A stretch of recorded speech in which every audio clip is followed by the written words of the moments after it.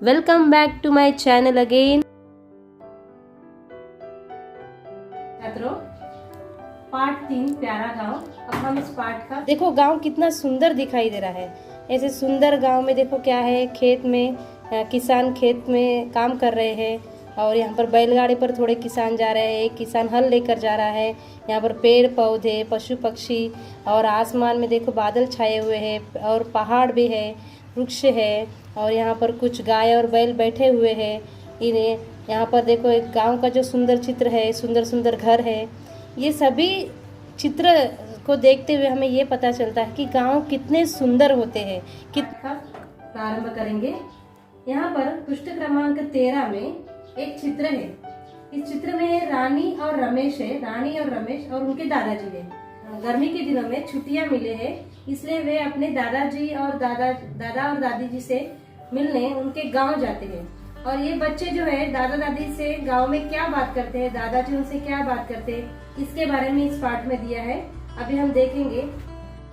सबसे पहले हम पहला अनुच्छेद पढ़ेंगे। इस पहले अनुच्छेद में रानी और रमेश 8वीं कक्षा में पढ़ते हैं।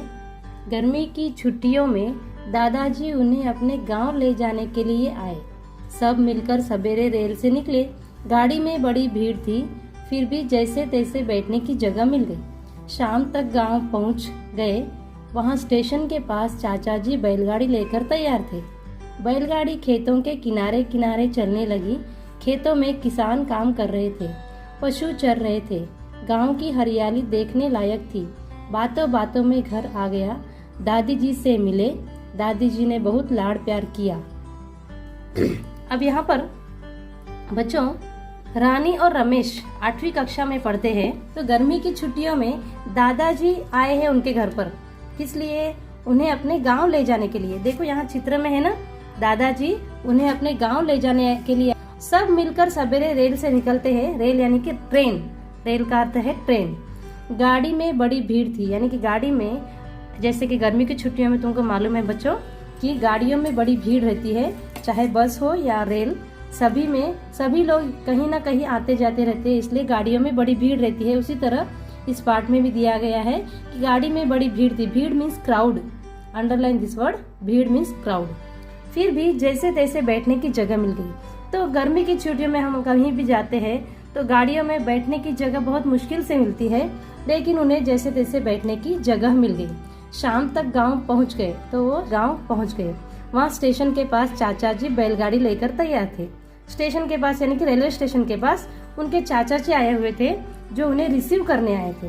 वो बैलगाड़ी लेकर आए थे। अब बच्चों को और दादाजी को लेने आए थे। बैलगाड़ी खेतों के किनारे किनारे चलने लगी। अब ये बैलगाड़ी जो है, तुमको मालूम है गाँव में कैसा सीन होता है।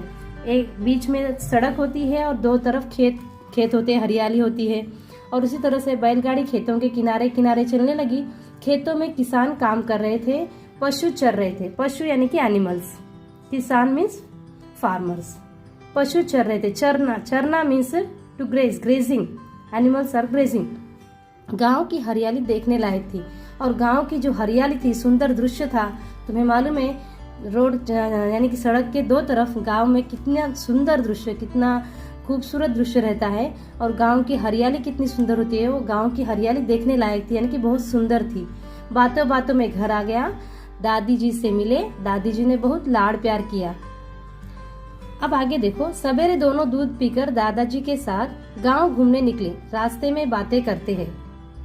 जैसे कि बच्चों इस चित्र में देखो, दादाजी दोनों बच्चों को लेकर गांव घुमाने निकले हैं, यानी कि गांव में सबसे मिलाने के लिए निकले हैं। और वो तीनों लोग क्या बात करते हैं, ये सभी बातें इस पाठ में दी गई हैं।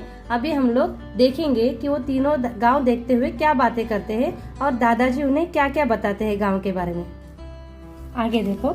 दादाजी कहते हैं, देखो सामने कमलेश काका आ रहे हैं, इन्हें प्रणाम करो। दोनों ने कमलेश काका को प्रणाम किया। अब देखो दादाजी जो है वो बच्चों को बताते हैं कि सामने कौन आ रहे हैं। कौन है? कमलेश काका। तो कमलेश काका को प्रणाम करने को कहते हैं, क्योंकि गांव में देखो बड़ों को बहुत ही सम्मान दिया जाता है और उन्हें हमेशा विश करते हैं। तो दोनों को प्रणाम करने को कहते हैं, इसलिए रानी और रमेश दोनों भी कमलेश काका को प्रणाम करते हैं।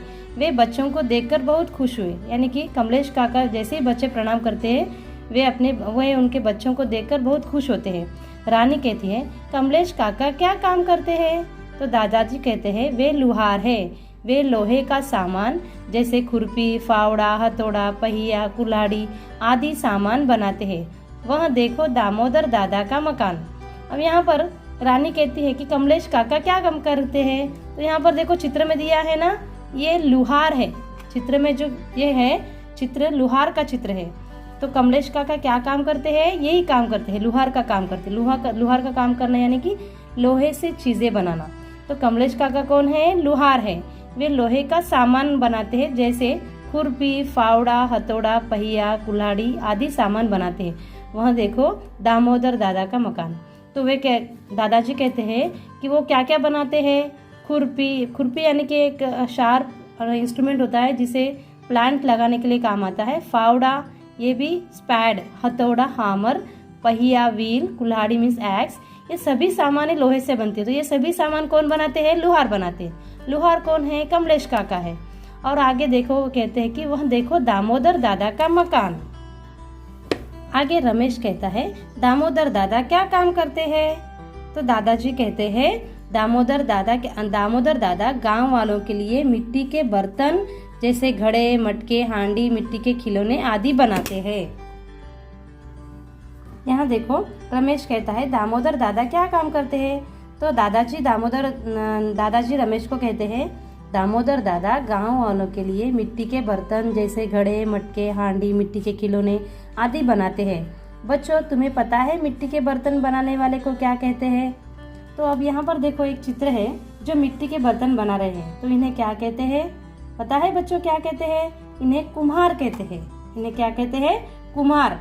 कुम्हार मीन्स पॉटर, जो पॉट्स बनाता है मिट्टी से। तो इसलिए दामोदर दादा कौन है? कुम्हार है। और दादाजी कहते हैं कि वो गांव वालों के लिए मिट्टी के बर्तन जैसे घड़े, मटके, हांडी, मिट्टी के खिलौने आदि बनाते हैं। तो बच्चों को वो पूछते हैं कि मिट्टी के बर्तन बनाने वाले को क्या कहते हैं? तो रानी कहती है, कुम्हार कहते हैं ना दादाजी। तो दादाजी कहते हैं, शाबाश मेरी प्यारी रानी बेटी को तो सब कुछ पता है। वहाँ देखो चंद्रया चाचा का घर, वे कपड़े बुनते हैं। अब दादाजी जो है वो रानी को बहुत अप्रिशिएट करते हैं और कहते हैं, मेरी रानी बेटी को तो सब कुछ पता है। और वो बताते हैं कि वह देखो चंद्रया चाचा का घर, वे कपड़े बुनते हैं। कपड़े बुनना मीन्स वीविंग क्लॉथ्स। रानी कहती है, दादाजी कपड़े बुनने वालों को क्या कहते हैं? दादाजी कहते हैं, कपड़ा बुनने वाले को जुलाहा कहते हैं। कपड़ा मशीन और हाथ दोनों से बनाते हैं। हाथ से बनाने को हथकरघा कहते हैं। अब यहाँ पर देखो एक चित्र है बच्चों। इस चित्र में जो है वीवर का चित्र है। वीवर यानी कि कपड़े बुनने वाला, जुलाहा। तो कपड़े बुनने वाले को जुलाहा कहते हैं। जुलाहा यानी कि यहाँ पर देखो जुलाहा है ना। जुलाहा कौन है? कपड़े बुनने वाला। कपड़े बुनने वाले को जुलाहा कहते हैं। तो इस तरह से दादाजी उनको बताते हैं कि कपड़ा बुनने वाले को जुलाहा कहते हैं। कपड़ा दो तरीके से बुना जाता है, मशीन और हाथ। तो जो मशीन से बनाते हैं, बड़े बड़े मशीनों से भी कपड़ा बनाते हैं और हाथ से भी बनाते हैं। जो कपड़ा हाथ से बनाते हैं उस मशीन को हथकरघा कहते हैं। देखो यहाँ पर हाथ से कपड़ा बना रहे हैं ना, इसे क्या कहते हैं? हथकरघा। अब दादाजी कहते हैं, चंद्रया चाचा के घर के पास ही बाबैया का घर भी है और वे बड़े ही है। देखो रमेश कहता है दादाजी से, दादाजी उस गली में देखिए लंबे लंबे बांस है। बांस से क्या क्या बनाते हैं? तो रमेश दादाजी से पूछता है कि उस गली में देखो लंबे लंबे बांस है। बांस मीन्स बाम्बू। तो दादाजी कहते हैं, देखो बेटा बांस से टोकरी, झूले, खिलौने आदि बनाते हैं। इन चीजों को बनाने वाले को बंसोर कहते हैं। बंसोर का अर्थ है बास्केट मेकर। बास्केट मेकर क्या करता है? बास्केट्स बनाता है। यहाँ पर देखो चित्र है बास्केट मेकर का। बास्केट मेकर बास्केट बनाता है। किससे बनाता है? बांस की लकड़ी से। बांस की लकड़ी मीन्स बांस मीन्स बाम्बू। बाम्बू की लकड़ी से बास्केट या फिर टोकरी ये सभी चीजें बनाते हैं और कई खिलौने भी बनाते हैं। तो उसे क्या कहते हैं? बंसोर, बास्केट मेकर।